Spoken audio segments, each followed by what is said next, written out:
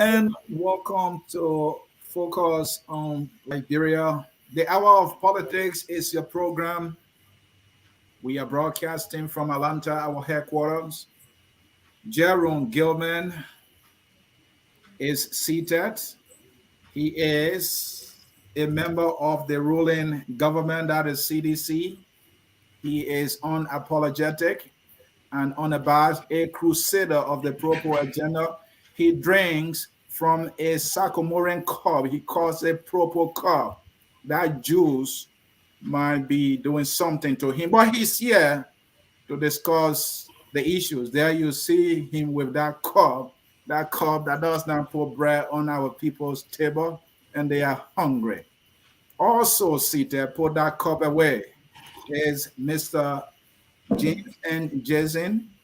He is the founder and the CEO of African Actions Network to a radio TV, joining us from the city of brotherly love, sisterly affection. Welcome, James. How you doing, my brother? Well, Mr. Sieh, and to other folks of Focus on Liberia, I'm glad to be here.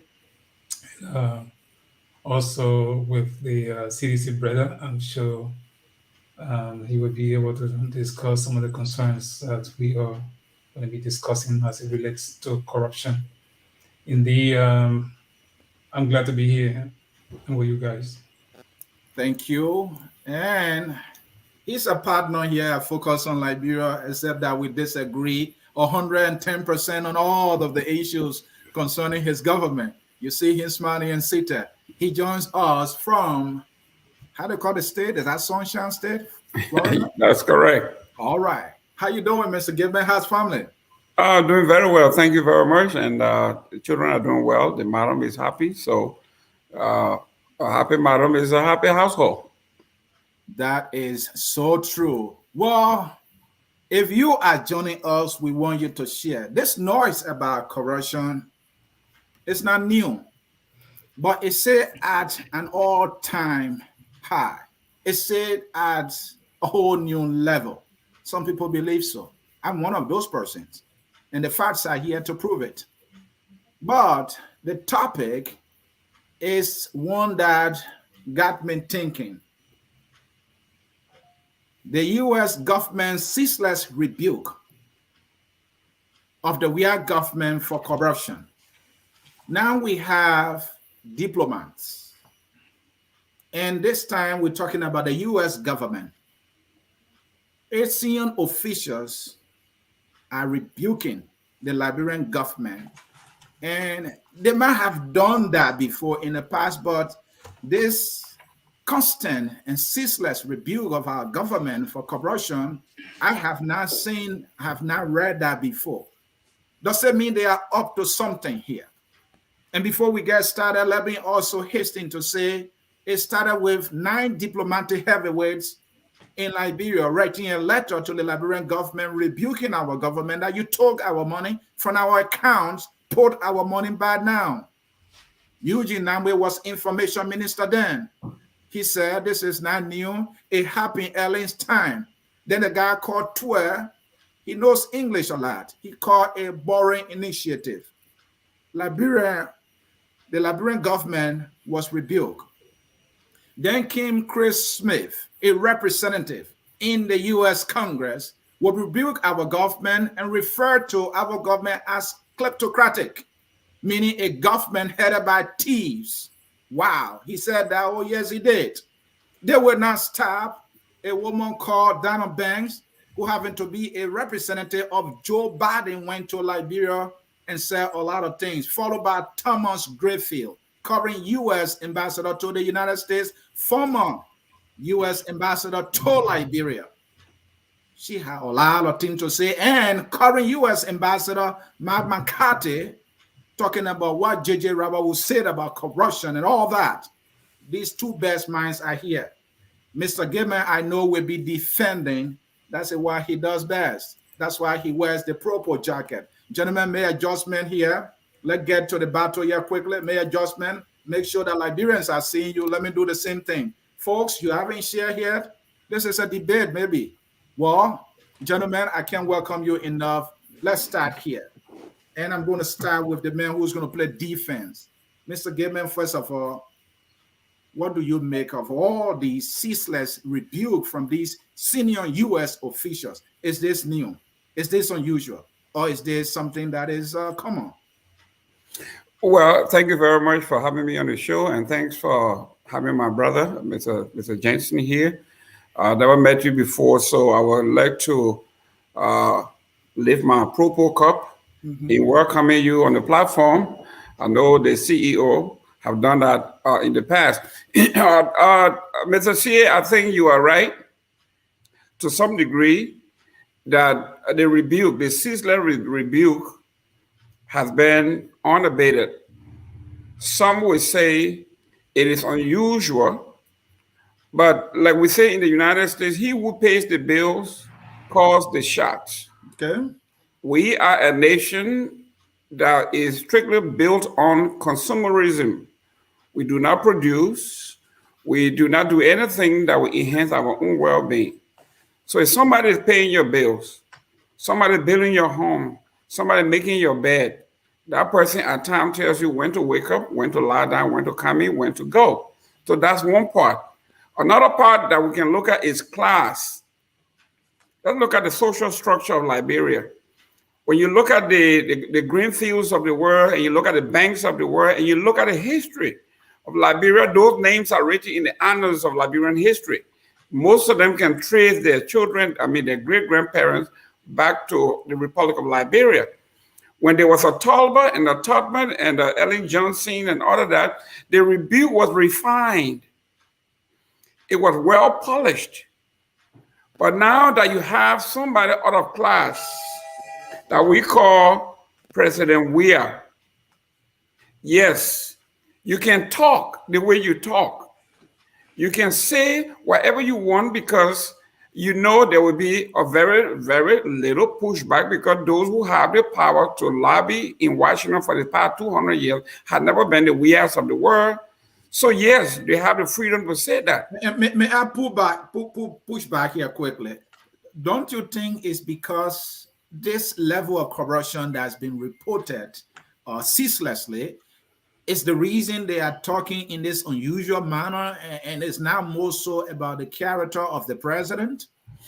Well, if anyone tells you that there is no corruption in the country, they will be lying to you, including myself, and I would never say there is no corruption there. When we are looking at the funding, we look at the money in the country at the time. When you look at the first term of the Ellen government, that's the most recent one we can compare and contrast. We're looking at $2-3 billion within the first year, $7 billion within the first six years, and you're looking here at $400 million within the 4 year. There is no comparison, but that is no excuse for us to say that corruption is not in the country. Corruption is in the country, but corruption has become closer to us now than it has ever been. When the Robert Ceaseless of the world or the banks of the world still, it wasn't much closer to us. But now we are seeing someone like the Weahs, the Jefferson Kojis. Those are people that come from our neighborhood, whether they are stealing or not. I think the ambassador made this clear. He said, based on what we are doing in Liberia now, my first priority would be to debunk the perception of corruption, which is not there. So what he's doing as a friend, I think to some degree, it carries some weight. We cannot deny that there's corruption there, but compared to the past, I find that to be very strange. Thank you. All I heard from you there is the reason they are talking in this unusual manner is not because corruption is on a whole new level. It's because the Koji of the world, probably who does not have the same education like Greenfield and Banks and Mankati, are the one corrupting now, so they can talk to them like they're talking to their boys. That's what I'm hearing from you. But let's get to James. This is unusual, the manner in which they have been talking and rebuking our government, opening, writing op-ed and all that. It's unusual. What you think is the sole reason they are talking in this manner, directly, openly rebuking our government ceaselessly? Why you think they're doing this? Firstly, Ansony and to the brother Jerome, I'm glad that the CDC representative has admitted that there is corruption in the current government. That's an admission on the record. And he tried to introduce the country Congo factor in his introductory comment. And I think that's a fancy defense, and I think that is not addressing the issue. The issue of corruption, we all, just as you said, we acknowledged. Liberians, both in and outside of Liberia, are not pleased with the governance process. Hold on, James, before you continue, I didn't hear him saying Concord tender, and you are injecting it. Are you saying he insinuated that or intelligently? He said, he talked about the class system. He talked about these diplomats now emphasizing corruption because of the Weah's government, because of the name Weah, the Koji, and what have you. So, and you think that is code language for saying yes, Congo? yes, that's why he's right here. Okay. If he wants to deny it, what I'm emphasizing from his opening comment, he has a right to say so. But that's what I got from him. All right, but let's go back to the topic. To rebuke is to criticize, and why these ambassadors are criticizing, why the U.S. government is taking so much interest into Liberia. The U.S. officials are not only criticizing, they are emphasizing the link between Liberia and the U.S. government. America sees Liberia as one of their own. So the ambassadors are emphasizing that there is indeed corruption, but Liberia can be better. And the way Liberia can be better is for Liberians to take charge of fighting corruption. They have said that openly. They have said that continuously. And those Liberians, like the brother admitted, when we all begin to admit that there are people who are unjustly taking state resources and they must account, then we'll be heading somewhere. Let us assume Madam Ceaseless was very corrupt, like the CDC officials want us to believe. What did stop them from auditing? Do you want us to assume or agree? Because I don't think there's an assumption. Ellen herself admitted to corruption being in the government. So let's use the word, let us agree, because assume. Yeah, there's something about grammar, and we all take our time when we are discussing this kind of a forum. Yeah, it's my job to push back for you to bring more clarity. That's true. You're pushing back. I'm not telling you that, let us assume, because until there is an audit, a robust audit, that will find these people guilty.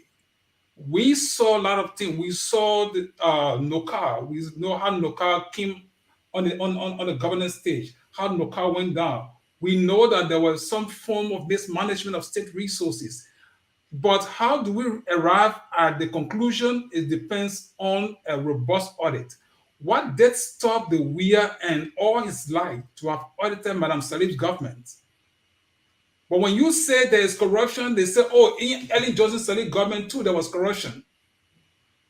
We agree that the Liberian people agree that Ellen Johnson's Ceaseless government was corrupt. They brought you on board, and the sole purpose for why the people elect an official is to take charge of the governance process.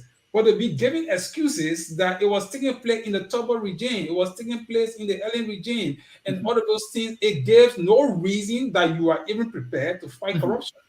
So the ambassadors, they are frustrated and they are curious. They are wondering why this country that was founded, that was established by the Americans, why is it the way it is up to this time?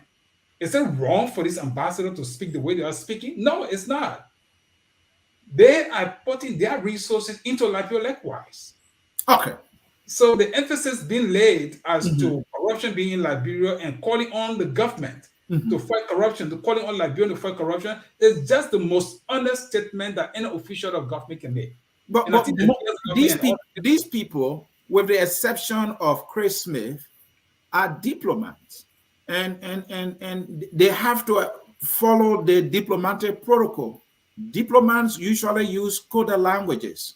All right, they are more diplomatic, but this time they are blunt. It's like they're calling the government out and pointing fingers.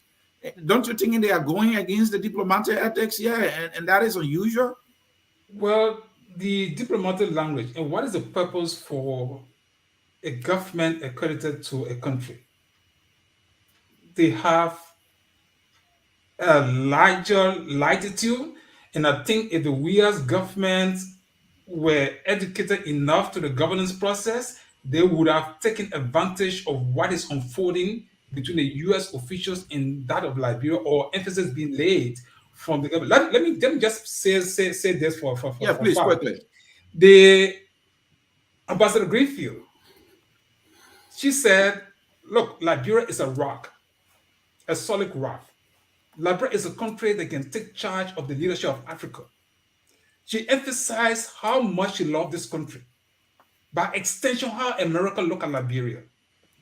If the Weah government was fair enough in fighting corruption, if the Weah government has been seen as rubbing shoulders with the current officials of the U.S. government near that country,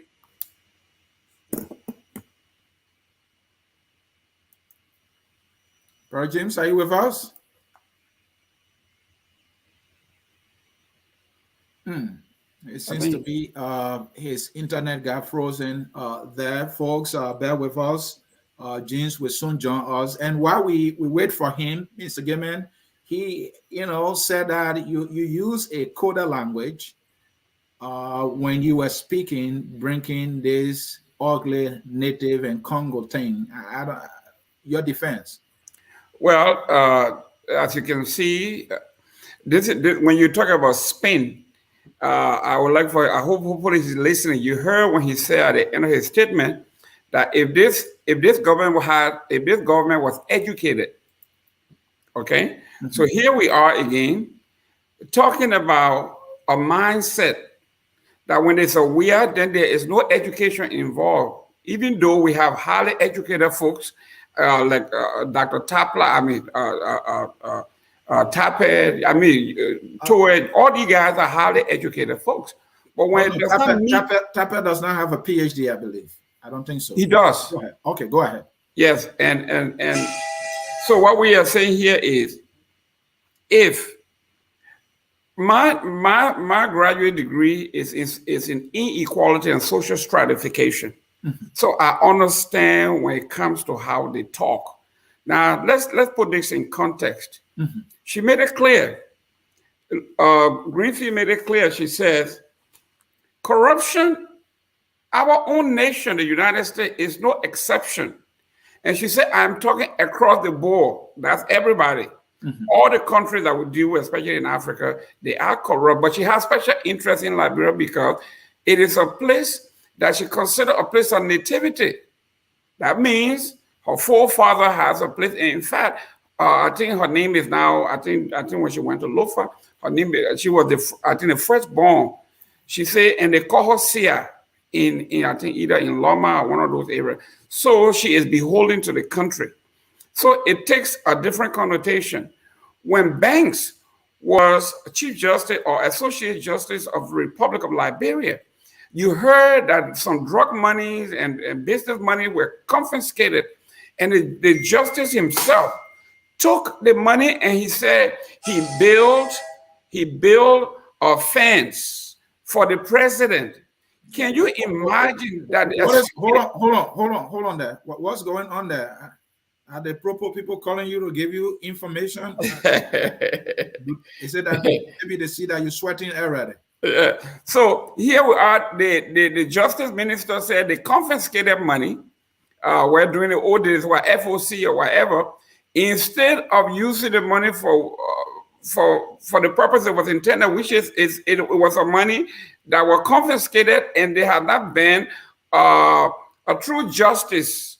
The gentleman have not been given the due process. And the justice minister upon himself took the money, I think it was like $300,000, $500,000, and he said he used the money to build fence for the president. Where were these ambassadors? Where were these people? they were there. They said nothing. So what I'm saying here is that we have a typical example here. In these United States. Are you accusing them of being selective now? Of course. Because and I'm giving you in the CDC, they are not their class. And look at this, it's across the board. When you come to the United States foreign policy here, when the Haitians were coming a few months ago, they came in through Brazil and came to the border here. Look what it did to them. They used horsebacks. They used basically animal to rebuke and deport them overnight. They said there were 10 flights leaving South Florida every night to take these folks home. What are we seeing now in the Ukraine? We are getting close to over 100,000 of these people are being brought up with no questions asked.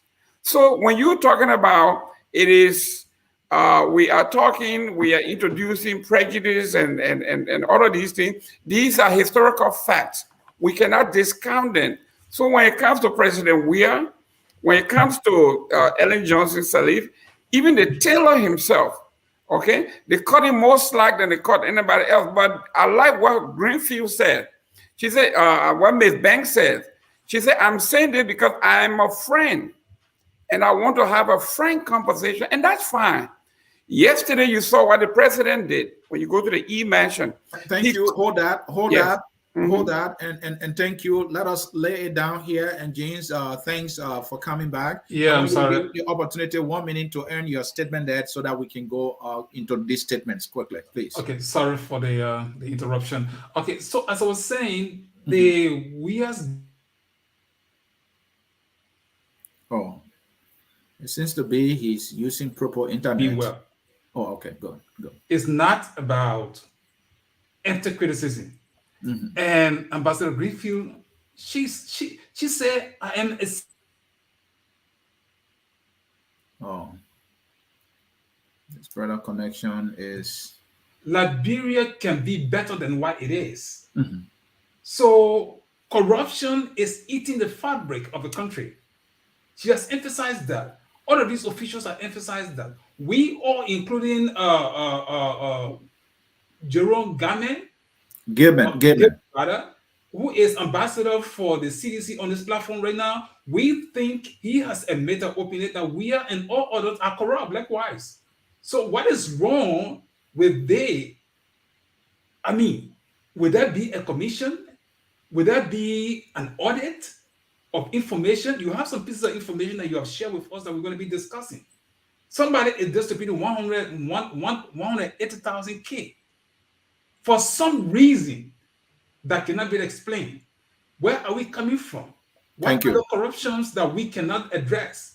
Why those issues are taking place? And we think that it's all well. Today, as we speak, there is no better health facility that even if Weah was to get sick, that they can take him to that hospital for treatment. Much more to talk about ordinary citizens. If Weah got sick seriously right now, they will either secretly flying out of Liberia to Ghana or other places for treatment. Thank you. If Samuel Tua got sick right now, you're not going to take treatment at JFK. If Mange got sick the last time he was flown out of Liberia. What's about the ordinary people? What's stopping people from putting their resources in those infrastructures? Thank you, James. So, folks, we're going to lay out specific statements made by these senior U.S. government officials, which actually show that they are rebuking the Weah administration openly. Number one, Chris Smith, that is a representative in the U.S. government. He's a Republican. He said, Weah leads a kleptocratic government that is engaged in political corruption from the day he assumed office by depleting the government's coffers for personal use while the people of Liberia suffer. Then came Ambassador Lena Thomas Greenfield, who is the covering United States ambassador to the United Nations, also served as ambassador to Liberia during the early time. And she said, corruption is the art of robbery plain and simple. It is the government stealing from the people of Liberia, from the mouths of children. She won't stop. Corruption is a democracy killer. It denies citizens their right to public safety. It stops the young people of Liberia from getting the education they deserve. It takes the future away from them. Then came another U.S. senior representative, this time United States President Joseph Robinette Biden designated this person. Her name is Ms. Donna L. Banks. That is Robinette, which is President Biden's special assistant and U.S. Africa director. She represented Joe Biden at Liberia. I don't know if it is still ongoing or bicentennial. These are her words. Corruption is an act of robbery. It robs Liberia's citizens of access to health care, to public safety, and to education. She continues. It robs you of the healthy business environment we all know Liberia could have, which will leave countless Liberians out of poverty. She continues. It subverts economic opportunity, exacerbates inequality, and erodes integrity. It eats away at the democracy you have worked so hard to build.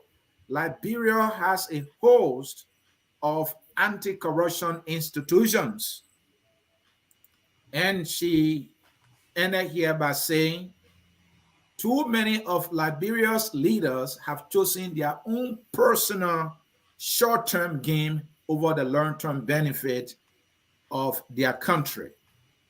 And only the Liberian government and the Liberian people can tackle corruption, fight for accountability and transparency, and move this country forward. These are the words of these senior U.S. officials. From what I get from them, I don't want to bring in the issue of McCarthy. McCarthy, who at some point said the U.S. government is tired of giving Liberia money because the U.S. government has spent over $1 billion in the energy sector alone, and you cannot get a stable electricity for at least a minute.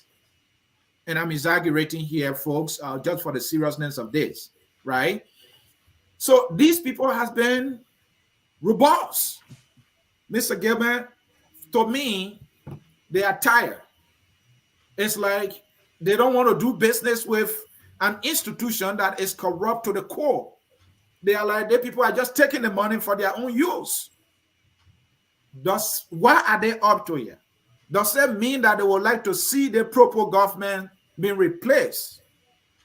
What does this mean? Are they up to something here? Thank you very much for that question. But let me dissect. Let's go step by step. First of all, Chris Smith is a discredited congressman, a man who talks from both sides of his mouth. This is a man who was praising President Trump as a Republican. Here. You support Trump too, right? Sir? You support Trump as well, right? Listen. I'm saying. Do you support Trump? I know that to be a fact. Listen. This man supported Trump. Like you. Trump was one of the worst presidents according to the record. You go forward. Okay. Because if you are accusing him of speaking with, I know, two mouths, you said, then you are doing the same thing. You supported Trump. I'm a Republican. It doesn't mean I supported Trump. Okay, go ahead then. Okay. This man is a congressman that sub-chaired this committee. And if he wanted to be fair and honest, while kleptocracy in this country was at the highest that we have never seen before, and he sat there and cheered on, and yet turned his back and said the corruption in Liberia is more than the corruption in the United States. Compare President Weah to President Trump is hypocrisy. It makes no sense. I think he was doing it for the media. And by the way, Are you saying the Trump administration was corrupt? Give us some instances of corruption. Well, I mean, I don't want to go there, but if you want me to go there, first of all, you accuse Trump administration well, of stealing. Give me an example on an instant. Do that. I live in Florida and in Palm Beach here. Trump has a Mar-a-Lago. It's a resort. All the most of the presidential meetings. In fact, the last time he hosted the Chinese Xi Jinping here in Palm Beach. Not only did he host the president, but the money used to host these people at the different hotels and different resorts in the capital were all converted to him. He sends a bill to the government to pay for hosting these dignitaries in his house, as though it's a hotel because it's a resort. That's what it is. And he sends the money. That's terrible. These are things that shouldn't happen. His son-in-law is his advisor. His daughter, just like Ellen Johnson Sirleaf, was in charge of international affairs. All right. I think you defended yourself there. That's enough. Let's go back to our topic. There you go. So, Chris, the U.S. ambassador and the State Department put up a statement. The president put up a statement debunking and rebuking Chris Smith and said Chris Smith does not speak for our administration. They made that clear. So that puts Chris Smith to rest. Now let's go to Dana Banks. Dana Banks, when she was speaking, she made it clear. She pointed out some of the good things that have happened. She said a few years ago, the UN peacekeepers were here to keep peace. When they left, your government is now contributing to peacekeeping at the United Nations.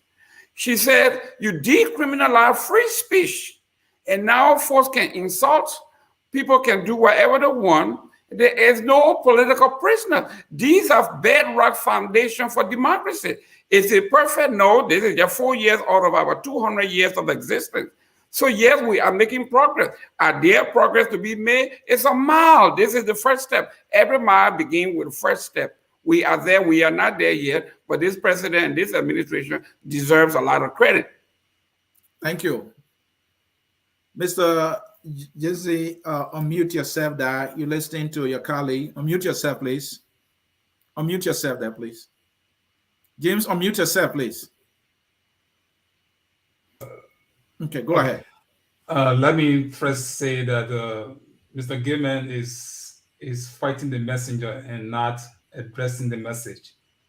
The message is that there is a kleptocratic government in Liberia, meaning that there are officials of government who are stealing state resources and using it for their personal gain.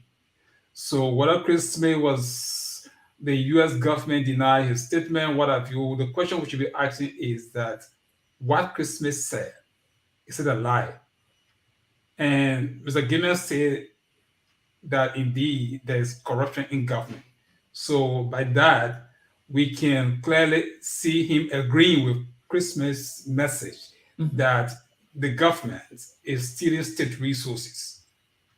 So if he's saying that, then there's no reason to even say whether Chris Smith spoke for the government of the United States or not. We know Chris Smith is not an official to speak on behalf of the government.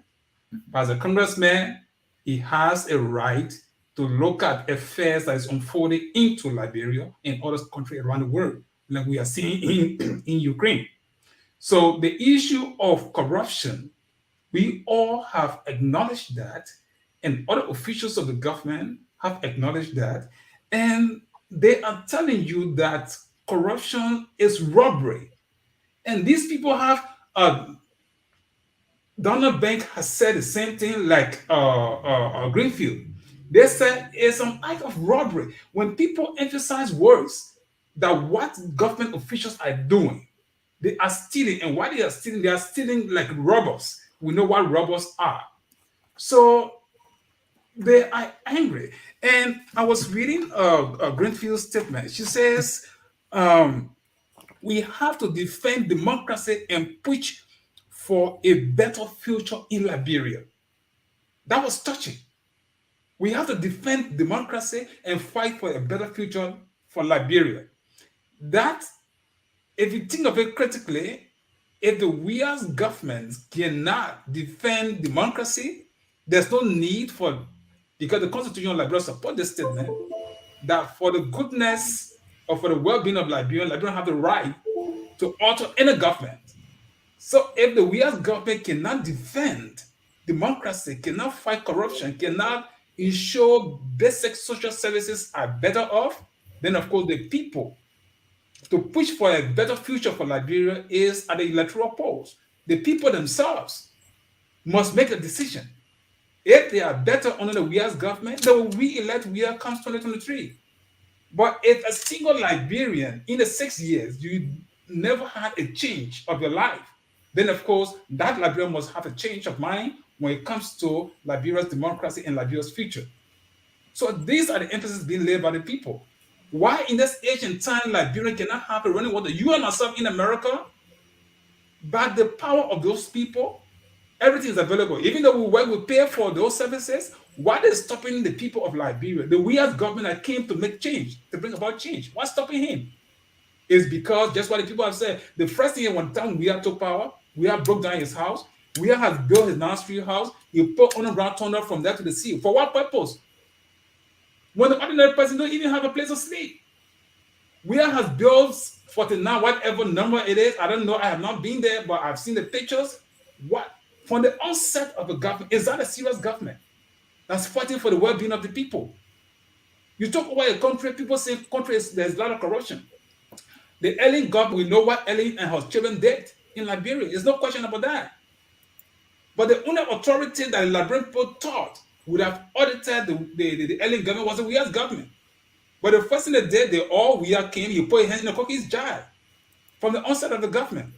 The first thing is like, okay, I get money. Let me demolish my old building and put a new one down. If I make it better than what it is, and as we speak, no serious succeeding government will be better if they don't audit George Weah, they don't audit Samuel Tua, they don't audit McGill, they don't audit officials of the CDC government. Thank you. By extension, then if there's any line of trace to the United Party government, then of course those auditors should go after those people. Thank you. So Thank you. you have an audit, a robust audit of these officials, it's possible some of them may be clear, right? But let there be an audit. And maybe this is where I see the fight for this Alexander Cummings, all coming about. Very likely Alexander Cummings, they want to audit these very folks and set a very good pay. So let's see what happened from where we are. And we almost admit, like Gayman is admitting that these people are corrupt and they look at McGill. You come to the United States. Thank you, James. We'll get to the specific, James. Thank you. Let me just end this statement. You come to the United States, you bring $100,000 to people who are working, when $100,000 would have provided job for the unemployment that we all criticizing every day. You want to set budgetary allocation for $300,000 for people who are in America that are working, when $300,000 can provide job opportunity for Liberians back home. What's the essence? Thank you. Folks, the question remains, are they telling the truth, even if the manner in which they are speaking, openly rebuking our government is unorthodox? And that's where I think James makes a statement that is profound, that Mr. Gayman is attacking the messenger. He's not responding to the message. So are these people telling the truth? We did some research and we're going to throw the numbers out there, and these two gentlemen can put context around it. Is the CDC government corrupt to the core? Now, here are some information. The CDC government has paid 180,000 Taylor-era debt to an inactive New York company. All right. So let me show you this. The article was carried by Front Page Africa. How Finance Minister Samuel Tua, Minister of State Nathaniel Mangue, paid questionable 180,000 Taylor-era debt to a company in New York. Now, this is a communication sent to Samuel Detour, where he affixed his signature for the 180,000 Taylor era debt. And the debt, they said they provided a tower light in 80,000 for the executive mansion, a suburban vehicle for 14,000, public works ministry 125 kVA generator at a value of 33,000, a Gilead generator of 225 kVA, 84,000, a Whisper Watt 150 kVA generator for 55,000, a 6 trash pump at 17 for 34,000, and filing of complaint, which is 200,000.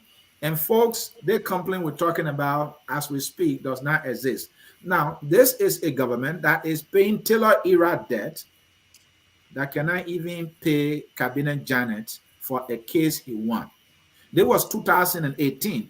And during that time, the government was in arrears, so many agencies. Nurses were protesting, the likes of Achi Pompom, who protested until he met, his misfortune when he set himself ablaze. The government was engulfed with debt, and they were paying charge.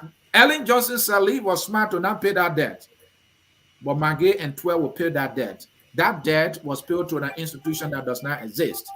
That's number one. We're going to put more here.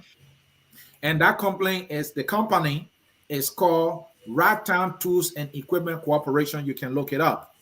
All right. Now, after that, we have the National Housing Authority scandal. There was an audio tape, and gentlemen, bear here, I want to lay it out there so that you all can have the opportunity to discuss.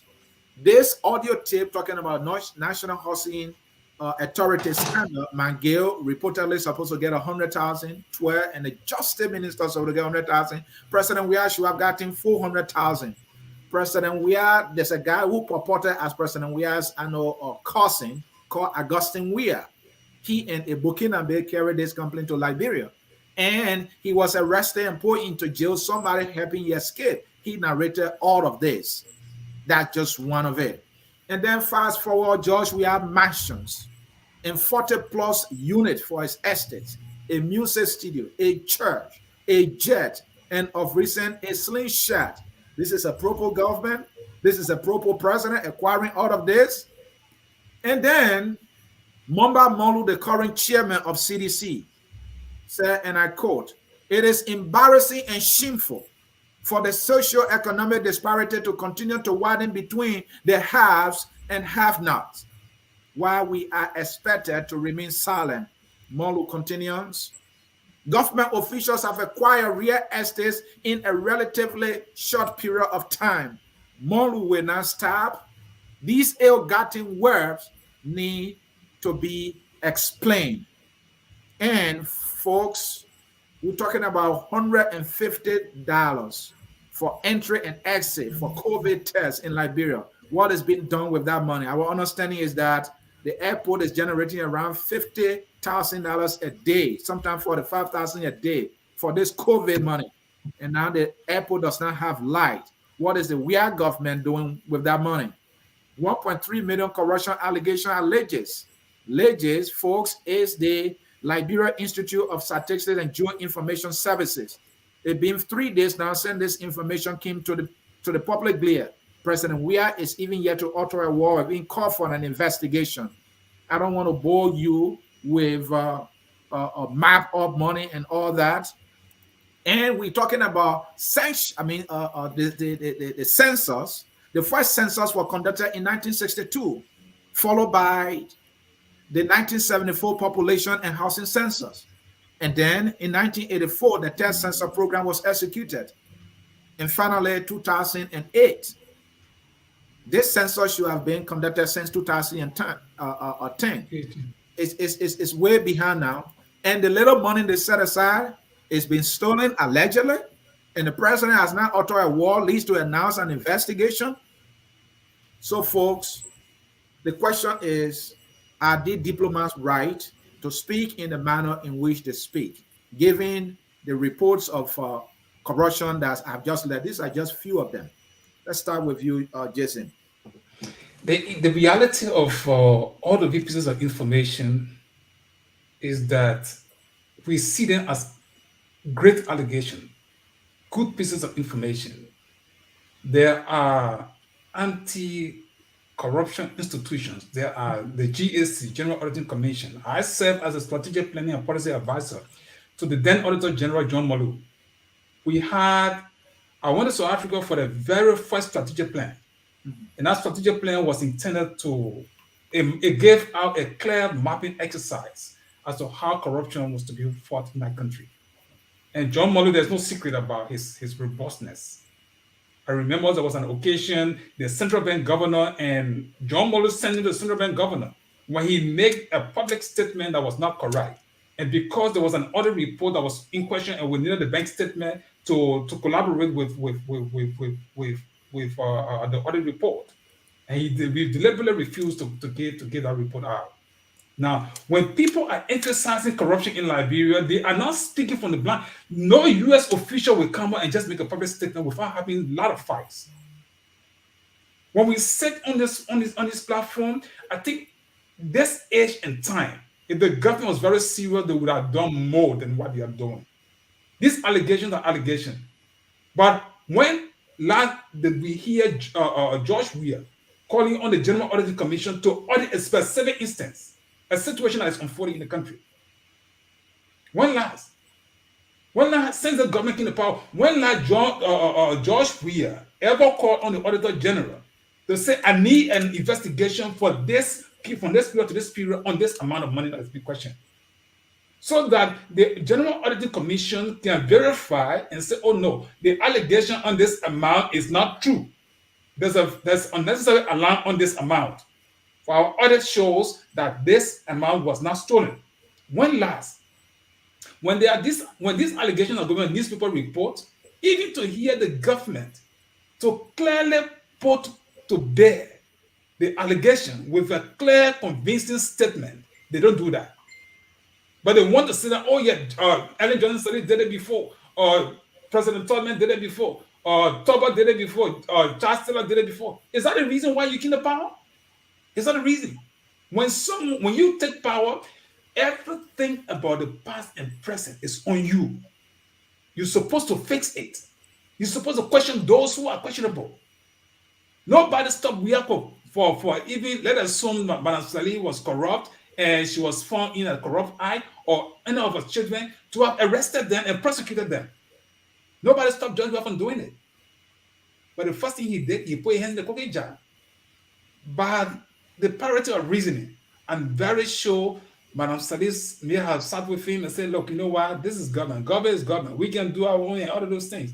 So maybe he bought those ideas. It's okay, you know what? In fact, he graded Madam Ceaseless 80% good governance, right?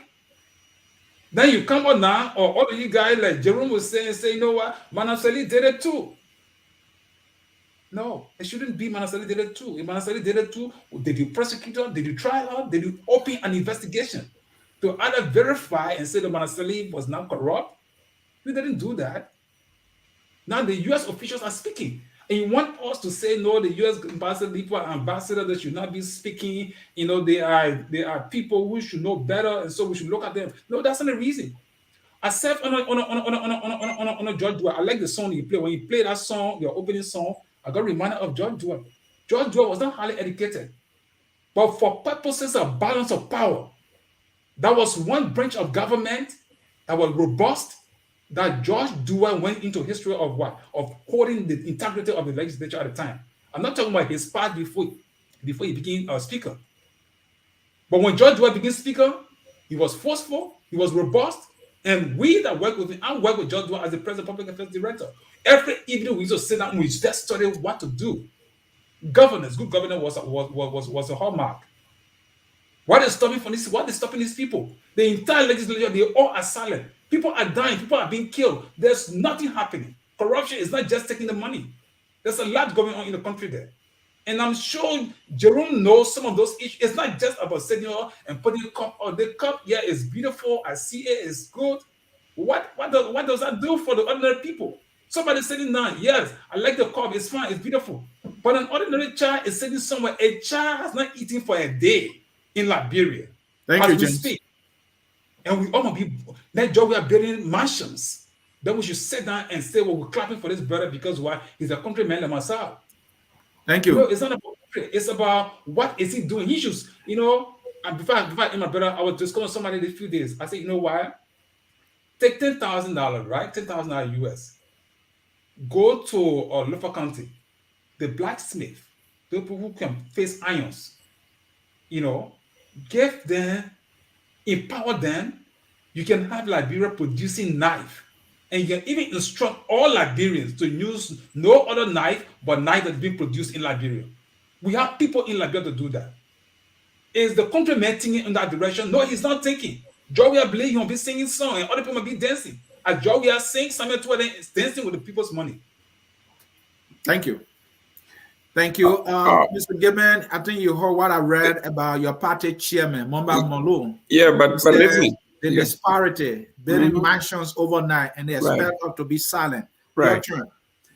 I think you got another jaw tool here because I've been checking. He spoke for 8 minutes. And all he's doing here is reciting talking points. He's talking about for the man who is into audit, somebody who worked with John Molu. I thought when he comes here, he will come with some facts. He's talking about common reasoning. Well, we're talking about the law. The law is logic and numbers. It's not reasoning. We can reason with each other, but it has to have some logic to it. It has to have numbers. It means facts. He's talking about President Weah built mansions. President Weah broke down. Those are all your thinking. When I was building a home in Liberia, are you saying he didn't build them? What does that have to do with the management here? He could build it. When I was building my house, 2000. Hold on, James. He didn't interrupt you. Hold on, James. He did not interrupt you, James. James, he did not interrupt you. Stop that. It's not interruption. It's an interjection. Okay. Except you say I don't have that right to do that, then I can. All right, go ahead, please. The interjection is that Weah should have declared his assets, and from his asset would have known what he had, so that we would not make the kind of allegation. That's the interjection I wanted to make. Thank you. On the contrary, they will question all the things on his administration. Mr. Jensen, here you go again for somebody who worked with John Molu to have delved into facts. You know that President Weah declared his assets. He did that according to the law. The law did not say he should make his asset public. They said he should declare his assets. He did that. That's what the law said. This is what we are talking about. When we are talking, we want to be talking with facts. The law says that he has to declare his asset. He did that. You want him to declare in public, and that's a private matter. The Constitution of Liberia does not give him the right to publish his asset publicly. They say he should publish he should declare his asset, and he did that. There's no argument on that. Mr. Gayman? Yes. Does any law say a U.S. president should release their taxes before election? From what I understand, I want to believe so, yes. I don't have that act with me. I'm going to find it. But every president from the time I've been in this country, I came into this country under President Jimmy Carter. It is not by law. It became a precedent. Well, if they've been doing that for the sake of transparency. Okay. The only person who did not declare or release their taxes is your guy Trump. But what does that have? This says that President Weah lived to the T of the Constitution. Let me give you some information. President Weah, to a credit, in 2005, he declared and made public. 2011, he declared and made public. When he ran, I believe in 2014 for the Senate, he declared and make it public. And at the time when he did, he only had 50,000 in his account. And then when he declared as president, he refused, and then we'll start seeing the mansions. That is a problem. Well, this is what the ambassador were talking about. The perceived problem. It's a perception. It is not based in fact. The law says he has to declare his assets. He did that. He lived according to the law. Anything else he did it in violation, though. He did it in violation, though. Do you agree? No, there is no violation. The The Constitution violation says, is, hold on now. The violation is, according to the Code of Conduct law, any official should declare prior to taking off the president. We are declared in Zobush 6 months after his presidency. That was a violation. Do you agree on that? Well, listen, if you told me that he have declared his assets throughout his tenure from the time he got into the Senate, from 2005, according to you, when he began declaring his assets, to 2000 when he became president, the president had asked for time because now he has to be very comprehensive. So it took him a little more than 5 months to do that, but he did. So he lay within the framework of the law. He declared his assets. Now, those who are talking about he built houses, I do not expect that in this debate at this level that we are going to be talking about. When I was building my house, 2017, I stopped because I did not have confidence. I didn't know what was happening because people like Prince Johnson, other people were saying if Weah became president, there would be war will return to the country. So most of us stopped.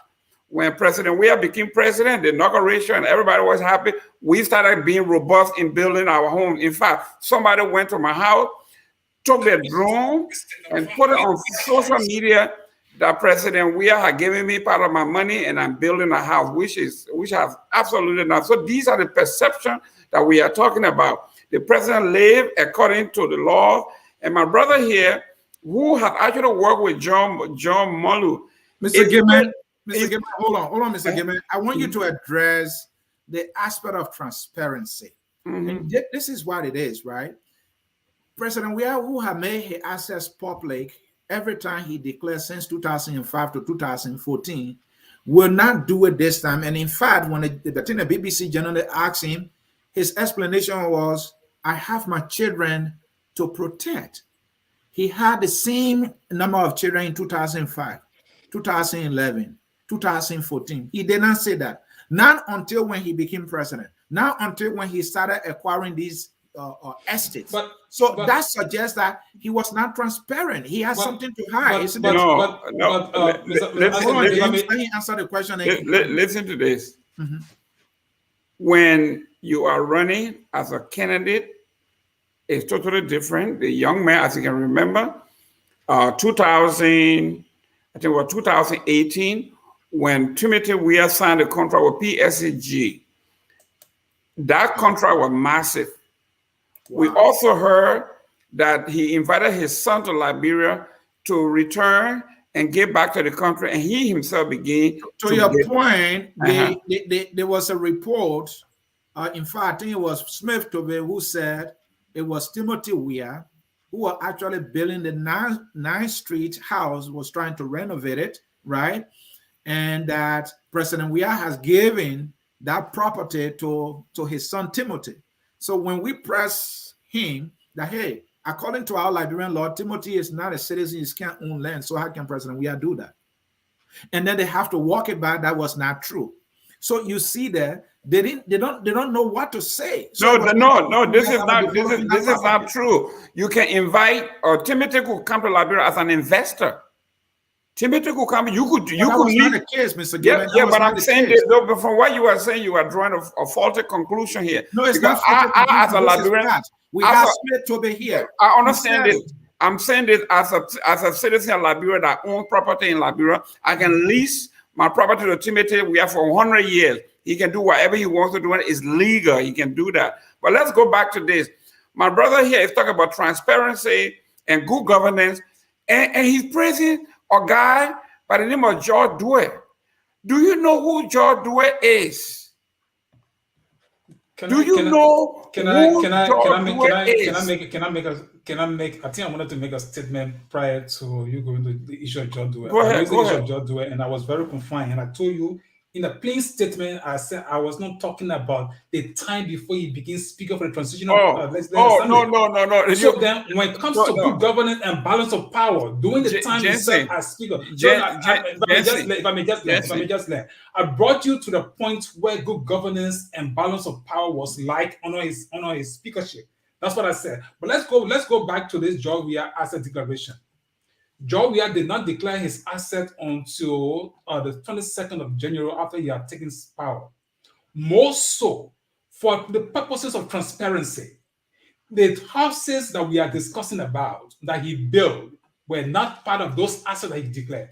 How you know? So I don't know. Because the timing of the construction and the timing of his asset declaration. Have you seen the asset? Have you seen the asset declaration? See that? Have you seen the asset declaration? No, I don't have. That's the rationale. You don't have to see it. Listen to me. The brother declared it's a simple question. No, I have not read his asset. Okay, so then you can't tell whether we can tell because let's look at the timing of the construction of those buildings and the timing of his asset declaration. Isn't it common sense that the asset declaration January 22nd came before the construction of those buildings? But listen to this. Listen, asset declaration does not require. It doesn't mean home. President Weah could have had millions of dollars. Listen to me. The homes are assets. Don't forget. Yeah, but he could have liquidity. Listen to me. No. Listen to me. The constructions of those buildings, I don't know for the condominium or whatever you call them, and you don't know. You are guessing. No, listen. It's not about gas. It's about the physical. No, you are guessing because you don't know how many. Timing. You get that straight. I don't think you're getting the message. The timing or the time he declared his assets was the 22nd of January. When did he take power? He took power when? Was inaugurated on January 2018. Right. Yes. And when did he declare? Yeah. So the buildings came after the assets was declared. But the asset was declared after he has already taken power. 6 months after. You get that? Yes. So then the issue of transparency, you and I will, for reasoning, I don't have to see his asset, but we will reason that those buildings that he had was never part of his asset he declared. You cannot say that because you don't have the asset declaration. That's why you don't want to understand. Because I am telling you, and that is why you should make it public so we don't speculate. Very good. No, well, then we are not. He has not broken any law. The law requires that he declare his asset. Saying either. This is did. It. When there is listen to me. Governance. This is governance. In that asset, in that asset declaration, President Weah could have declared in his asset that he had $10 or $20 million liquidity. Okay, if you had $10 million cash on hand, you can build any amount of complex. But you know why people are asking for the asset declaration? Because it's possible on the very first day of George Weah administration, he would have stolen enough money before even the 6 months expired. I'm not saying he did. This is speculation. Right. No. We cannot debate speculation listen to me. I am not saying George Weah stole money. Now, I want to be very clear. I don't want it to be like sedition discussing here. I said George Weah would have taken money because the purpose for transparency and accountability is an act. So if you were to be appointed as Minister of Finance and you did not declare your asset and you went through your confirmation and appointed, you start handling money where you can sign checks and other things like we're seeing checks being displayed by the host. All right, and you start playing with money. Somebody could say you are commingle your personal resources with the state resources. In that case, you create doubt on the minds of those who will be judging you. Thank you, James. So when this situation comes about, there are what people call for audit. Thank you. So when you call for audit, when there is an audit, they will distinguish whether, okay, on this day, that man had this amount of money. On this day, you took this amount of money. Thank you, James. Get a clear picture. When you didn't do the right thing, the people will continue to question George Weah until he can give an account of his stewardship. Thank you, James. And Mr. Gayman, I give you time to conclude here, please. Well, it is very difficult for me to argue with folks who I like when you came as the host, you lay out a premise, you put out a statement. Those statements, I got them here. They were all factual. We addressed them. Where Mr. Jensen is going with the speculations and the sense of reasoning and all of that, I can't do it because that's an opinion. What I'm saying to Mr. Jensen is, he is entitled to his own opinion, but he's not entitled to the facts. The facts are those things that you lay out, you copy them verbatim, and we are discussing them. Everything else is sidebar. But do you agree with the facts that Ansony lay out? The fact that the ambassador said those things, yes, they are factual. Do you agree with them? I don't have to agree with them, but they were said. Okay, so then, and that's the same thing we're talking. All they're telling No, you no, that that's there not is the same corruption in the thing. land. Those No, things that's it. the ambassador said, They and have I told you said, under the pretext. say that Jason, again. let him land there. Let Jerome land there, please. Go ahead, Mr. Gayman. I am talking. I know this is difficult for you. It is easy because I'm dealing with somebody who the truly doesn't have the facts.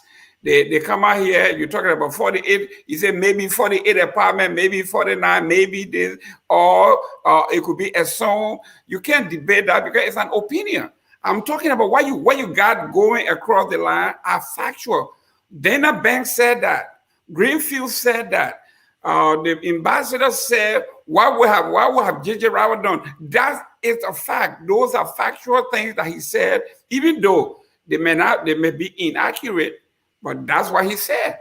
And that's fact. So what I'm saying here is, if my brother is going to accuse President Weah of building homes, and he can't tell whether it was 42, 49, 45, because somebody told him that, that's his opinion and he's entitled to that. I can't argue that. I'm here to argue facts.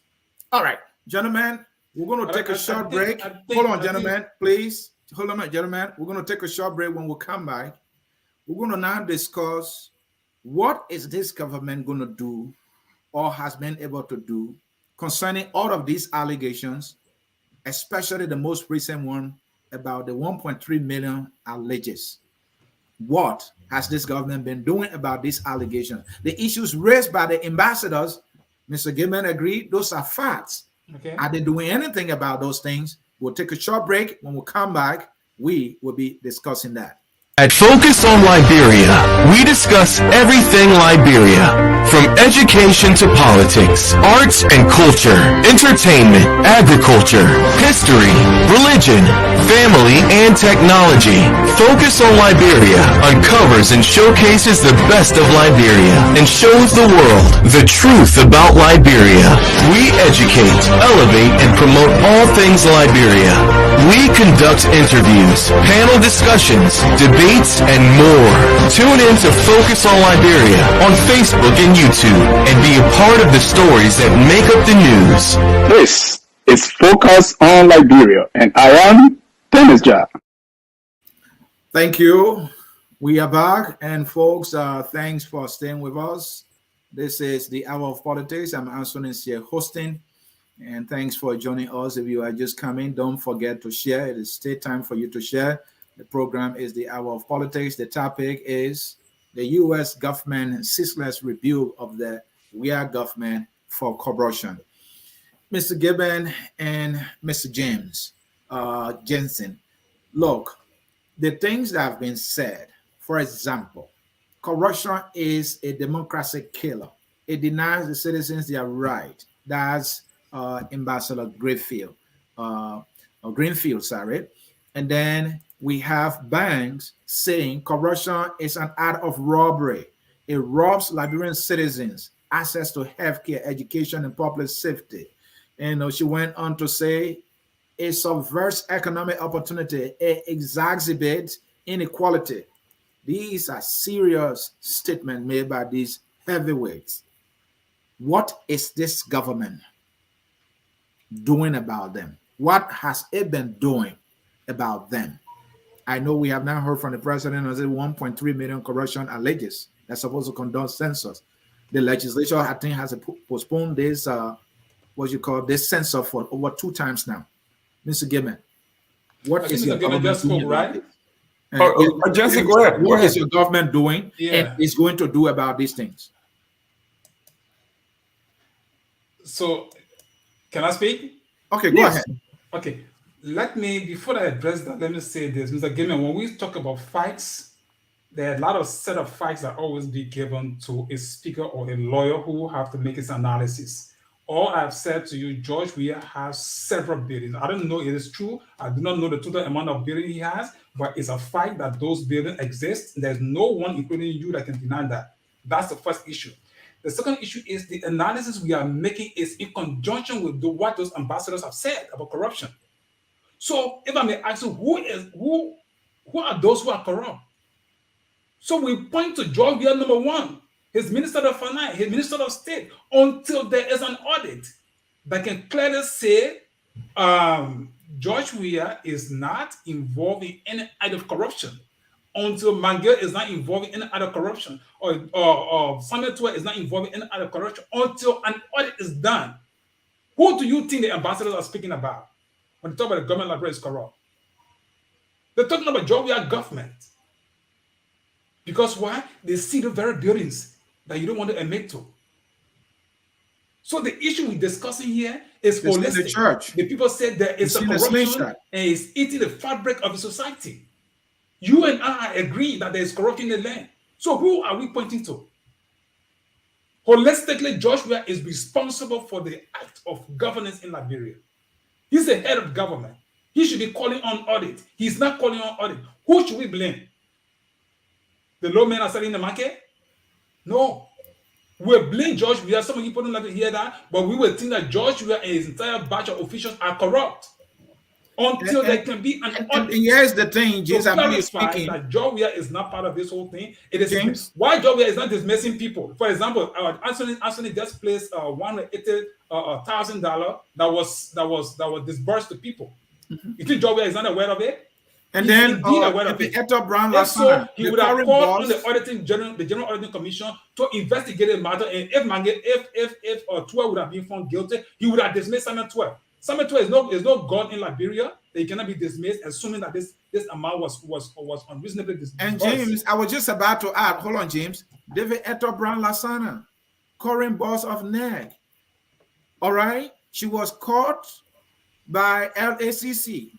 Her suspension of firing was recommended by LACC. She gave a contract to her brother. She used $182,000 to buy facial recognition, to rent facial recognition thermometers, something that she could buy. She's renting them. Now, she stayed on a job despite this major allegation. She's still working. She's not even suspended. This will allow suspend her while the investigation continues. Mr. Gayman, I asked the question, what has your government done about all these cases of corruption? What is your government going to do about these things these ambassadors have said? Well, this is why I say I like to deal with facts. For instance, there are two major facts that you just mentioned that we cannot argue. We know that the LACC booked Mrs. Brown, Mrs. Lasana Brown. That is fact. And I was on this show and I said, if you were in the West, even if you have not been booked, but your name have been mentioned as an honorable person, you will recuse yourself until that particular matter goes away. Same thing with our Minister of Agriculture. She herself was booked by LACC as being corrupt, that she squandered a lot of the money. She awarded contract to her own company, and her brother. These are facts. We can deal with that. Though the president should have removed these people right there and then go through an investigation, because an audit gave you an opportunity to respond. Right. But you should be out of there while you do that and let the cloud clear that you are innocent to bring you back. The president, I hold him responsible for keeping Mrs. Cooper and Lasana on the job, because these people were actually booked by the same corporation that my brother is talking about. These people were given due process of the law. Right. They subpoena documents, they look at these documents, and based on that, they came up with a conclusion that corruption took place here, and this person is responsible. That's fact. The president needed to take, and still does have the right to act on these. These people need to be recused. But he will not. But listen to this. This is what we are talking. We are all citizens. We are Liberian first. And we are saying wherever all non-citizens, qualify that. No, what I'm saying this here, I'm talking on behalf of me and my partisan. Okay. We are Liberian first. So wherever our president goes wrong, we say it. Wherever he goes right, we say we are here to defend him, but we are not here to defend wrong. And those in these particular instances, something has to be done, and we have made it clear. Now, what is it the president, what you said this administration is doing? I've seen some things that they have done. I like especially what he did yesterday. He called all the stakeholders, all our international partners, called the entire cabinet and said this is a time for us to do a real and clear factual evaluation of how our pro-poor agenda have done. And we are calling the international community, we are putting light on our own. He talked about auditing. This is it. We want to be audited and see where we have done well, where we have done wrong. That's what a good leader does. Not because I know other folks were saying election is coming, hold on to this. No, that's not what we want. If right is right, right is right. If it's wrong, it is wrong. So this president is doing something that nobody else has ever done, which is bring not just your praise singers, but your adversaries, people who are funding you and say, this is my book. Go through it. What is it that I have done right? Give me credit. Where I have gone wrong, tell me. Let me put some corrective action in place. I like that. James? Yeah, I think Mr. Gayman is right. And as if George Weah is very sincere to audit his government, that's perfect. That's what every good government should do. All right. Nobody, if you check my post, I'm one person who thought initially, and even when a very personal friend of mine went differ with me when I said, I think George Weah had the ability to change Liberia. All right. But when George Weah took power, and this thing we're discussing is not about hate. And I don't care what somebody say, I mean, it's a hate, because that's just about saying what the right should be. If George Weah has said that he's now prepared to audit his officials, even the U.S. officials, I think they will embrace that. But to sit and be adamant, George Weah does not speak on issues. It's not just embarrassing to the CDC people, even if they don't speak, but it's embarrassing to the entire country. George Weah can seize this moment. The U.S. official, Joe Biden, is willing. What is stopping George Weah for him to even talk to the ambassador, Greenfield, and other people, for him to rush shoulder with for him to rush shoulder with Joe Biden? What is responsible? You don't think George Weah could put Liberia flag at this time where everybody seems to be favoring Liberia? Other ambassadors are speaking good about Liberia in a major sense. Corruption is going to be emphasized. So when you get rid of corruption, Liberia can be one of the places that we like. Why Ghana? People are now, those Americans, you must have lived in America. You ask a typical American here, Black American. Some of them want to leave from here. Do they know their root? No. Why do you think George Weah could not be the one to emphasize those important issues with the U.S. government, parliament, to get the best out of that country? It is a pleasure for you must be sitting there when we know children in our place, they are all dying and no common medical services. This little girl that got killed, although you say there may not be an issue, but that's the same act of corruption, justice. Up to this time, there is no clear, convincing audit or investigation that can convince people as to, okay, this is what happened. You can't run the country like that in one. Everybody is sitting and sing praises to you. And gentlemen, George Weah has a perfect opportunity to change a course, even the remaining time.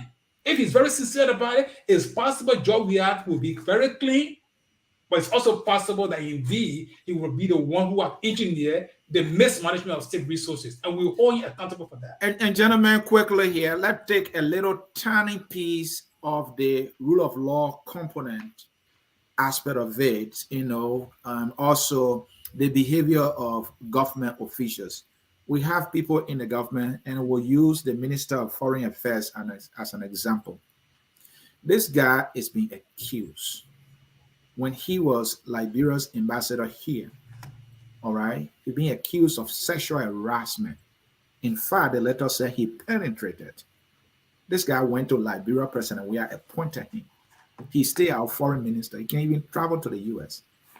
Yesterday, he was with, I think, 5 foreign diplomats, and they toured the airport for our government inability to run an airport, even to keep the light on. Mr. Gayman's government can't do it.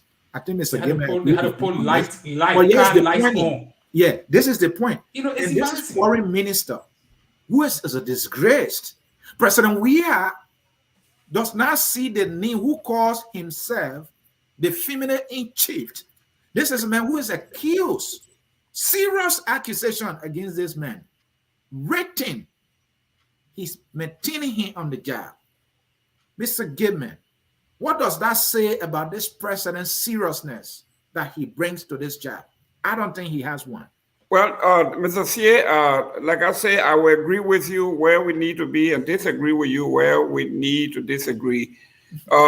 This foreign minister, we have said it, when this young lady, when this baby was raped at the Liberian embassy in Nigeria, we discussed this ad nauseum. We said this ambassador, this minister, this foreign affairs minister was trying to shield an ambassador under whose auspices a baby was raped. And Dr. Kane is still over there as ambassador, and this child that was raped, that almost lost her life, that matter has not been settled. That ambassador flew from Nigeria, came to the foreign ministry, and the foreign ministry put a shameful condemnation, condemning the father of the child for being in a public domain. This is unacceptable. We said this. Kenya is a disgrace, and we have said it to the president. We have said it. In fact, we have said it over and over. And finally, the president was able to listen and brought somebody to good governance. And hopefully that person too can do better. Dr. McIntosh, hopefully he will do better than Dr. Sawyer, because he did absolutely nothing over there. But yes, our foreign ministry, our foreign service, we love our government. We love this president for what he's trying to do. We have to work with him. But this is a downfall of this president. When he talks about being a peacemaker, he wants to reconcile everybody. There are times you got to bite the bullet. This man has to go. This man has no place on the international scene. A man who shield the ambassador on whose watch that a baby got raped and almost killed. I don't think he belongs there. I don't care whether you want to reconcile the nation or not. These people have to be weeded out. That's it. Thank you. Jason, let me add this component to it. Jason, let me add this component to it. You are dealing with the Biden administration. If you look at the governor of New York, he's a hardcore Democrat. There was a major allegation against him. Today, he doesn't have his job. The Democrats don't play when it comes to this sexual and gender-based violence issue. And now this is your foreign minister who should be rubbing shoulders with U.S. diplomats. He's being accused, and he's shielding others accused of similar crime that he's being accused of. And you think you are serious to do business with the Biden administration? Talk to us, Jason. Look, you know what? Before Gayman was appointed, there's credible information that Weah had all of the information. Weah has sufficient information not to appoint this individual. Oh, yes. But he ignored all of those things. Sometimes you look at Weah as like, he's like Putin. Everybody try to study who this guy is. Because there are some things you do, people can clearly say, okay, this man is treading the right path. But there are some things you do, like you said, why would you keep somebody who, the big power you have, the people who criticize you every day, this man can never come and enter the U.S. White House or White House. When the people pin you must say in America, any little thing that people say, hey, this is it. Whatever we hear, we know you must say before we do anything, you have gone through the proper procedures. They know everything about you. What is stopping Weah to change government officials? Why you can't go and appoint them? Why you can't appoint you? Jerome Gayman. People criticizing, and some like Malu's statement. Malu was very honest with that thing. Why did Malu keep quiet? Because if he continue, he'll lose his life. You yourself, you talking, if you speak for continuously, you would not be a friend of Samuel Toy. Let me be friend with you. You probably don't know me. Samuel Toy and myself went to school together. Samuel Toy, you 12 when I was in 12 too. Taught my heart. But the way they're doing things, I just can't. Miguel, to some extent, we are very close. I don't even want to say that. All right? But people must be very sincere. We all have our problems. You understand? But government, when it comes to government, better the condition of the people in our country. Like children in Liberia too. You said your children, maybe they're playing with iPads, they're going to having electricity, they're having cold water to drink when the place is so hot. What is stopping people? The hydro. What is stopping them to have even earmark the building of hydro. The US people need honest people to ask them to assist. A lot of people find out that there's dishonesty. They're not going to be serious about things. You don't think the people see Liberia as one of their own? All of his statement. I read Ambassador Greensfield's statement. I went too deep down into myself. I said George Weah could make Liberians to travel from Liberia to America on a very free note. There could be a way that Congress would have even passed a piece of legislation that will give special status to Liberia. But we know why? It depends on the quality of people that you have to lead. Your congressional people or legislators, they themselves are not even helping George Weah. They are not helping him.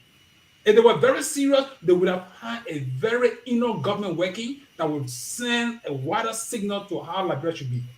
Thank you, James. Thank you, gentlemen.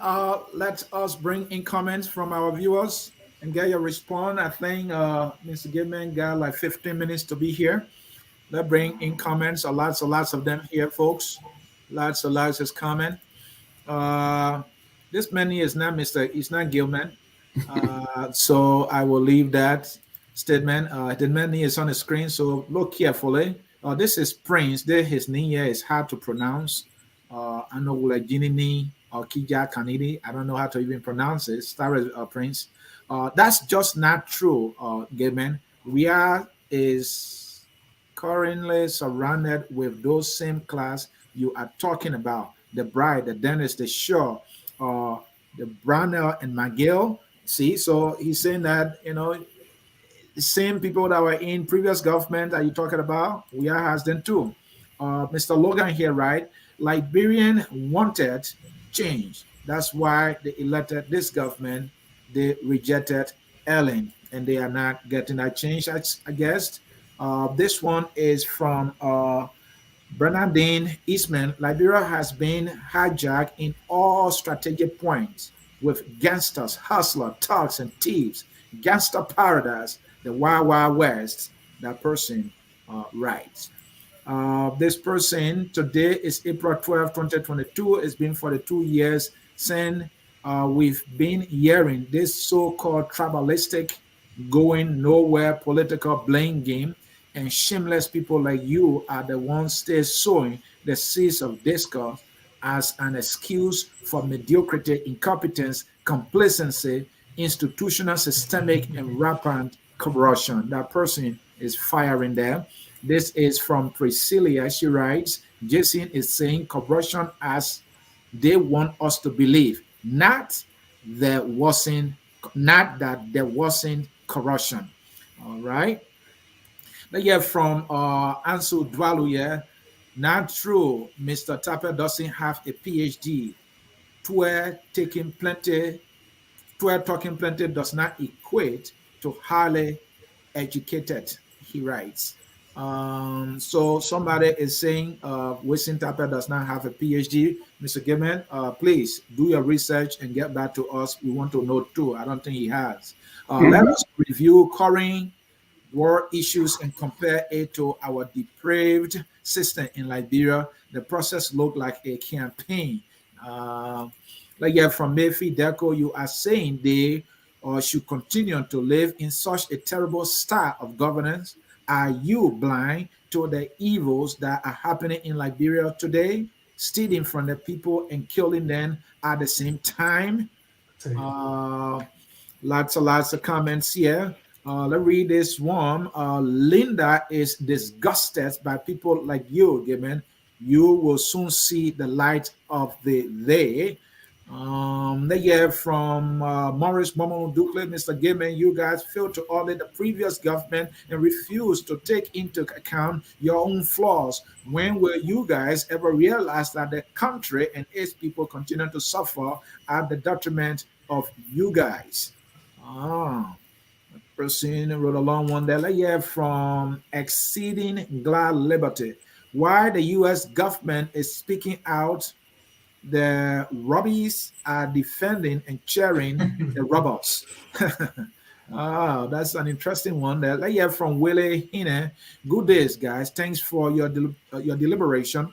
Let really face the fact. What exactly are the true realities in Liberia today? What do you hear and see daily in Liberia? Are Liberian living condition okay from what realistically we see and hear? Gentlemen, let's be real here. Our people are really suffering. Like So hear true. from Tevina Cole, regardless of whether they are speaking for us or not, the issue Yes. should be, are they saying the truth? And the answer is always sounding yes. She writes. Jason Carr is a notorious student doing his PhD in history, I believe. Trump is being held to account slowly, yes, but the case against him is being built every day. That is true. Um, Davina again, if one person is doing something and is not caught and called out, doesn't mean it is right for others to do. Stop making apples to rotten tomatoes comparison. That's what she's saying. Let's hear from Pastor Patient Blay. I told, let the record show that Jerome Gayman inducted his own CDC government. Yes, I would call it an indictment. It's a confession. That's the word I prefer. I'm not saying you're wrong, but that's the word I prefer. Uh, this is Swab Mampu, Mr. Ansony Sieh, CDC, most definitely corrupt to the core. She's making an announcement to me. Let's hear this one again. This is why I love listening to Focus on Liberia. They tell it like it is. Praise Ansony Sieh. Why this broad daylight witchcraft corruption in a country where the basic necessity of life cannot be experienced by the citizens? Why, why, she writes. Let's hear from Priscilla here again. If you are restoring with this was done in the past and that was done in the past, you are implying that you didn't come to change, rather you came for your term to do the same. She That's writes. true. That's true. Lots of comments, and folks keep this coming coming rather. Let's hear from Powerhouse here. Look at this shameful explanation concerning Weah asset declaration that is coming from Mr. They continue to miss your name, my brother. People like you are the ones who got failing. Maybe we are failing Dramatically. dramatically.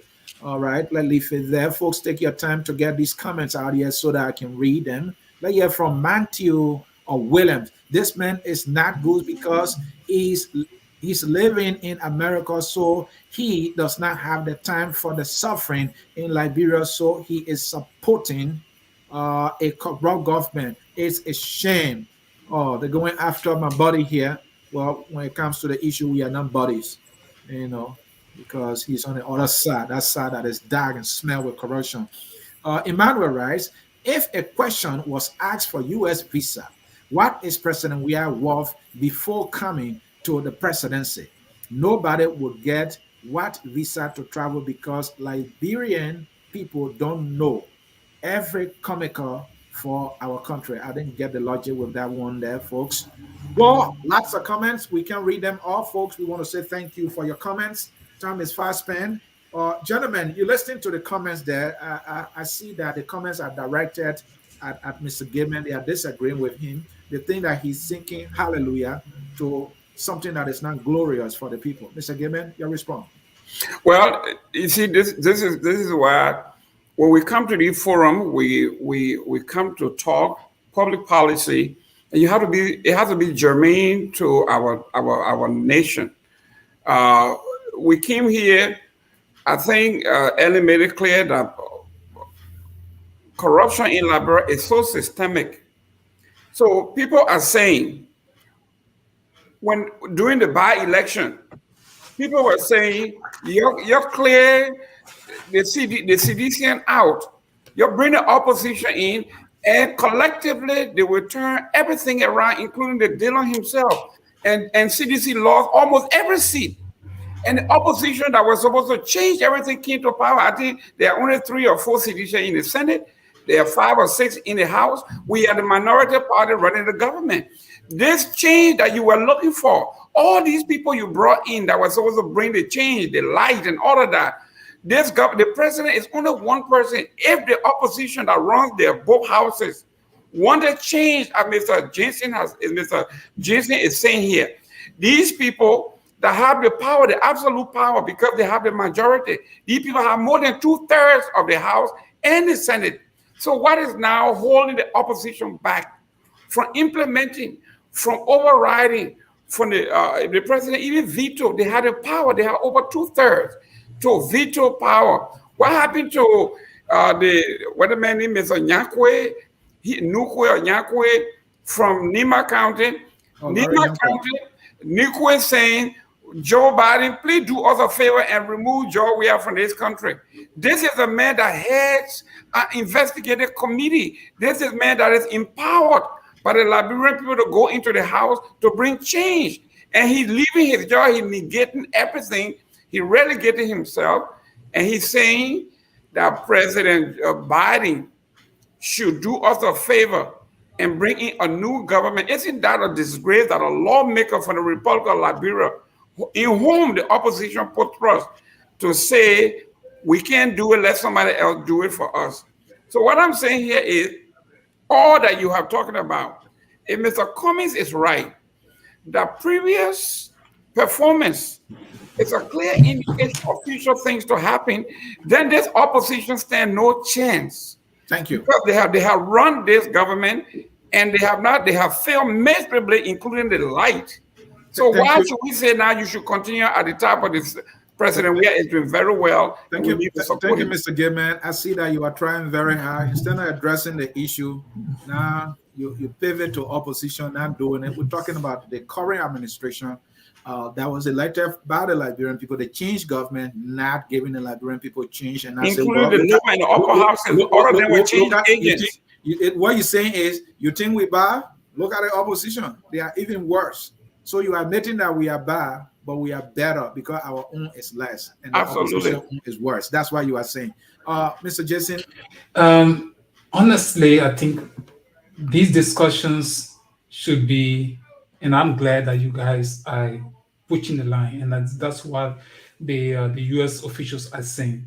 It is Liberian can change, and the way we change it is the way we are discussing some of these issues. And I think Mr. Gayman admission is part of the process of change. And I think if we take Mr. Gayman's statement for what it is I would look bit different with some of these people who are texting, because he has admitted that there's corruption in the country, and he has admitted that Weah is not doing much to change the situation. And that is what the U.S. officials are saying. So we think we all are on course, and we are calling on the Weah government to do more than whatever they can do to better society. It doesn't sound good. I know Weah children and grandchildren, I guess, are living in a better condition. They are having best of food. They're having everything perfect. But look at the children down there who cannot afford for themselves. You must say in America, let's think about it. How much money do we send every month? Even if you're sending $50 over there every month, you can't help everybody. You have to get a lot of requests. At the end of the day, you have to table some of the requests. You don't meet the request of your friends. They feel that you are mean. You think those people just want to be beggars? No. There are people who went to school. They can fish for themselves. Somebody at the age of 30 don't have a future, cannot imagine what they're going to be the next day, the next few years.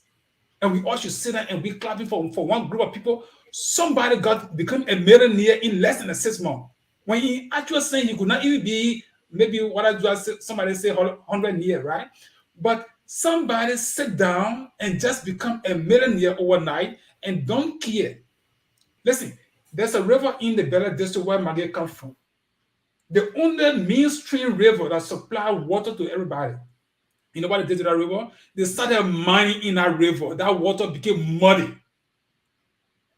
You know what I mean? So the people over there now is like, nobody cares. You know, and so when you're talking these things, it's not about hatred. It's not about going against anybody. It's about until these people are told the truth, they're not going to change course. So these kind of discussions is good. And I think the U.S. officials, we hear them. And there's only there that can put a lot of emphasis on these people. Thank you. By putting emphasis, we can have a change. Thank you, gentlemen. I think we are at the concluding point. Let us give Mr. Gayman the opportunity to give his conclusion. let him agree that there is corruption in his government and then try to clean it up. Mr. Gayman, your parting statement. Is your government corrupt? Are the ambassadors right? What do we do? What is your government doing? Close, please. Listen, we live, I think Ellie made it clear that corruption is systemic. It's in our mosques, it's in our churches, it's in our homes. And I have always said it to the president and to the Liberian public. When I was in schools in the 70s and 80s, we had something called civic. And in our civic book, they said the government, the family and the government begins at home. Our government, if we are corrupt in our homes, people don't get into government and become corrupt. They are corrupt before they get there. When they get the opportunity and the power, they exploit it. I'm talking about rape in Liberia. When a rapist was arrested the last time, the women group got together and attempted to bribe the assistant minister for gender to drop the case. Women. That is corruption. When we have a church pastor faking that he was robbed, that's corruption. When you steal from the cover of your church and you get into government, you will be corrupt. We are corrupt, like we always say in our line of work. For you to be cured of anything, you have to first of all admit that you have an issue. Liberia have an issue. It's in our families. It's in our homes. We take it to our churches, and then we find our way into government. We have the opportunity, and we become thieves. So, my people, it is true. We got a corrupt society, but like you say, I agree with you. President Weah has the bullet pulpit. It is his job to use the instrument that he has to at least make an attempt to curb some of these things. And this is from a seditious. Thank you very much for the opportunity. I like that one. Okay, I like your closing comment, and honestly, that's an understatement from the Gayman, except that he's not looking at it. He's comparing the bigger picture with the ordinary people. We know society in general, there's corruption all over, but until we emphasize for the top to the bottom, if somebody is stealing $1 million and if somebody is stealing $1, there's a difference. That's a stealing form of stealing, right? But $1 million denounce many persons of opportunity than someone who's stealing $1. So we take all of those things into consideration. Now, for this statement, let me say to focus on Liberia. I will urge you guys to continue this. This is what the ambassador meant when she said we should push for a better future for Liberia, Ambassador Greenfield. So until we all begin to discuss these matters, we will leave behind a country. We all will soon be dying, leave the stage. We will leave behind a country that will not be better. Our educational system is even falling. Whether the people are concerned, those who are leading, is a matter of concern. So today's show, these ambassadors, they are very honest. Take your time and read Ambassador Greenfield's statement. You will see the passion she has for this country.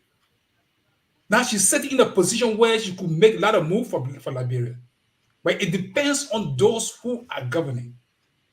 Those who can honestly say, Ambassador Greenfield, we have listened to you. How can you help us? Has George Weah called Ambassador Greenfield and said, Ambassador, I'm touched with your statement. How can we help?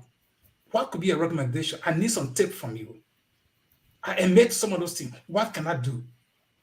Has he done that? I don't think so. Maybe they all sitting making mockery out of this situation. But we think Liberia can be better with those who are governing when they set the stage for doing better. Corruption is an eye.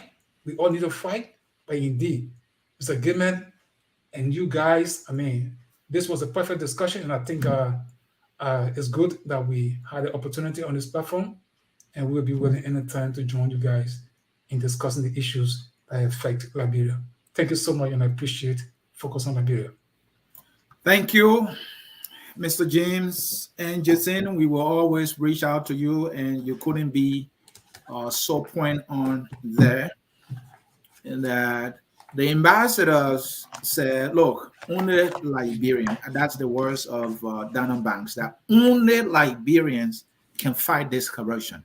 And so all of us actually need to man up, stand up, be truthful. It is a culture that is systemic. Ellen calls it a vampire. She was right. But she came to fight it and she got defeated. And then came the CDC with a message of change that they were going to fight corruption. They even came with a song, the bamboo song. The monkey can't do it. The bamboo will do it. They have that CDC song. So I'm saying to you, the CDC promised that it will be able to fight corruption. The truth is the truth. And I like what the Bible said, James, that only the truth will set you free. And so we must all be truthful about this. Even if you are corrupt, speak the truth. Let's get whistleblowers. But we need a government, like you said, James, and I agree with you. The seriousness must come from the top because the most disastrous acts of corruption are committed by those at the top, from presidents down to ministers and down to lawmakers. These are the people who control enormous power. And so because of their access to state resources, they steal more of the money. If they stop doing that, and they also have the instrument to punish people, to hold individuals accountable, and then we will get someone and let them also know that that statement couldn't be so true, that only Liberians can fight this thing called corruption. The Americans are fighting their own. The Chinese are fighting their own. In some instances, the Chinese are ordering the execution of people. My understanding is in India, if you are caught in the act of corruption, you are denied completely from working in the Indian government. We need some drastic actions. We all agree this is a vampire that eats the fabric of our society. The ambassadors were right. One of them said, it is a democracy killer. It is like a robber. It robs people of their future. We know how dangerous this thing called corruption is. But the question is, when will we see men and women of Liberia to stand up against what we all know to be a pure evil that is working against development, that is working against progress, and undermining anything that will bring to the fulfillment and realization in providing basic social services?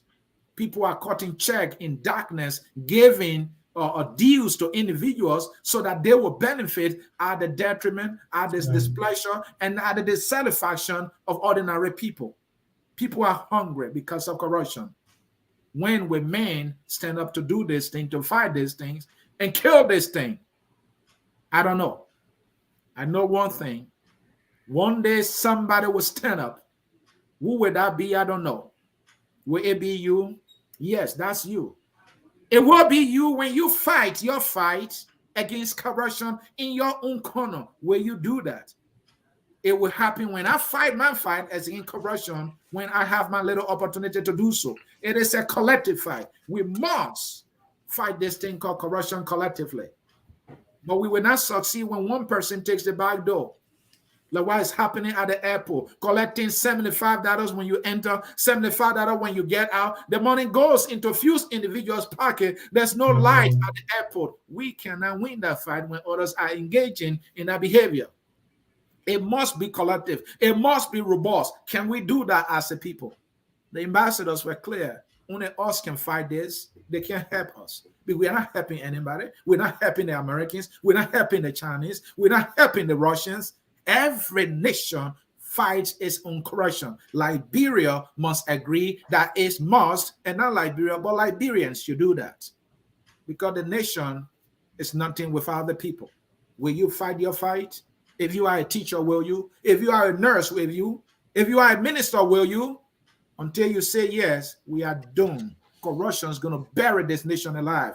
And that is my take.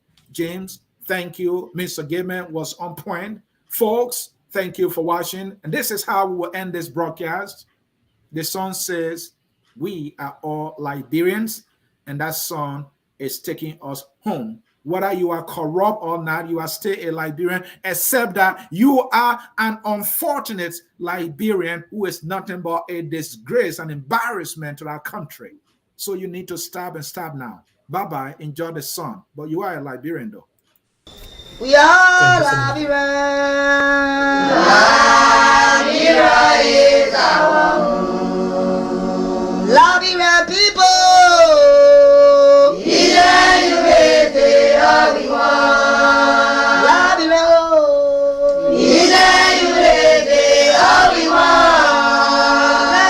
Liberia.